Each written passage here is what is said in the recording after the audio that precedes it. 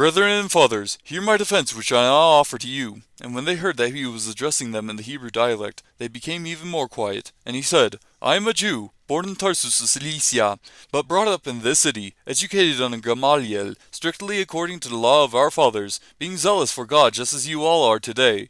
I persecuted this way to the death, binding and putting both men and women into prisons, as also the high priest and all the council of the elders can testify. From them I also received letters to the brethren, and started off for Damascus in order to bring even those who were there to Jerusalem as prisoners to be punished. But it happened that as I was on my way, approaching Damascus about noontime, a very bright light suddenly flashed from heaven all around me, and I fell to the ground and heard a voice saying to me, Saul, Saul, why are you persecuting me? And I answered, Who are you, Lord? And he said to me, I am Jesus the Nazarene, whom you are persecuting. And those who were with me saw the light, to be sure, but did not understand the voice of the one who was speaking to me. And I said, What shall I do, Lord? And the Lord said to me, Get up and go on into Damascus, and there you will be told of all that has been appointed for you to do. But since I could not see because of the brightness of that light, I was led by the hand by those who were with me and came into Damascus.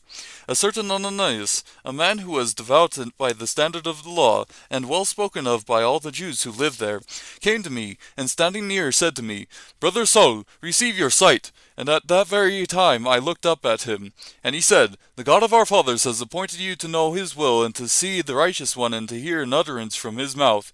For you will be a witness for him to all men of what you have seen and heard.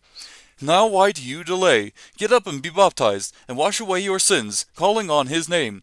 It happened when I returned to Jerusalem and was praying in the temple, that I fell into a trance, and I saw him saying to me, Make haste, and get out of Jerusalem quickly, because they will not accept your testimony about me.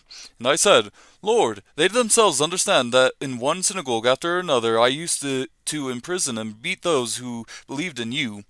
And when the blood of your witness Stephen was being shed, I also was standing by approving, and watching out for the coats of those who were slaying him. And he said to me, Go, for I will send you far away to the Gentiles. They listened to him up to this statement, and then they raised their voices and said, Away with such a fellow from the earth, for he should not be allowed to live.